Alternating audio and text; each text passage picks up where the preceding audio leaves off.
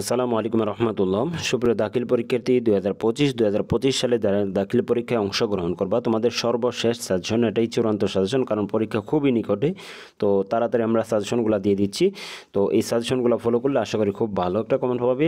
আজকের যে বিষয়টি দিব সেটি হলো আকাইদ ও ফিকহ। প্রত্যেকটা বিষয়ের সাজেশন আমাদের চ্যানেলে দেওয়া হবে বা দেওয়া হচ্ছে, তো সবগুলো ভিডিও তোমরা দেখে নাও। তো আকাইদ অংশ থেকে দুইটি থেকে একটি প্রশ্নের উত্তর লিখতে হবে।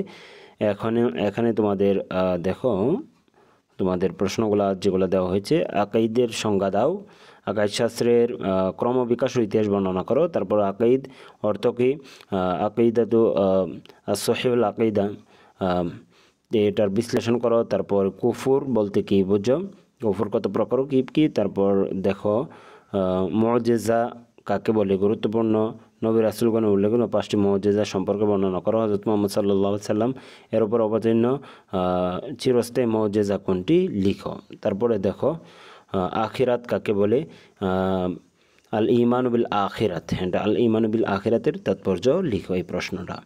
তারপরে ফিক অংশ থেকে তিনটি থেকে দুইটির উত্তর লিখতে হবে। তো এখানে তাহারাত অর্থ কি, নাওয়াকিদুল ওযু কয়টি ও কী কী, কোন কোন পানি দ্বারা তাহারাত অর্জন করা জায়েজ এবং কোন কোন পানি দ্বারা জায়েজ নয়, লিখো। তারপরে দেখো 2 নম্বর প্রশ্ন হলো তাহারাতের আবিধানিক ও পারিভাষিক অর্থ লিখো। ওযুর ফরজ কয়টি ও কী কী, সময়সীমা উল্লেখ করো। তারপরে দেখো সালাত এর আবিধানিক অর্থ কী, আবিধানিক ও পারিভাষিক অর্থ কী, সালাতের শর্ত ও রুকন বর্ণনা করো। তারপরে মুসাফির কাকে বলে। তারপরে দেখো কসর পড়ার জন্য সফরের দূরত্ব, সময়সীমা এবং সালাতুল মুসাফির এর হুকুম কি। তো এখানে ফ্রন্ট একটু ভেঙে গিয়েছে, কারণ দেখো কাদের উপর হজ পালন করা ফরজ, হজ কত প্রকার ও কী কী, আফদালুল হজ কোনটি, ইমামদের মতভেদ বর্ণনা করো, এই প্রশ্নটি। তারপর 6 নম্বর হলো উদহিয়াত এর আবেদনিক ও পারিভাষিক কার উপর কোরবানি ওয়াজিব, সেটা লিখো। তারপর দেখো উসুল ফিকহ অংশ থেকে আম কাকে বলে, তা কত প্রকার, এই প্রশ্নটা। তারপরে দেখো মুকাইয়াদ এবং মুতলাক কাকে বলে, এটার প্রশ্নটা। তারপরে দেখো হাকিকত মাজাজের এই প্রশ্নটা, আমর কাকে বলে, এই প্রশ্নটা। তারপরে তোমরা এখানে প্রশ্নটা মিলিয়ে নিবা, তাহলে তোমাদের হয়ে যাবে। তারপর আল আখলাক অংশ থেকে তোমাদের 2টি থেকে একটি প্রশ্নের উত্তর লিখতে হবে। তো আখলাকের মধ্যে প্রথম প্রশ্নটা হলো সাহাবীর পরিচয় দাও।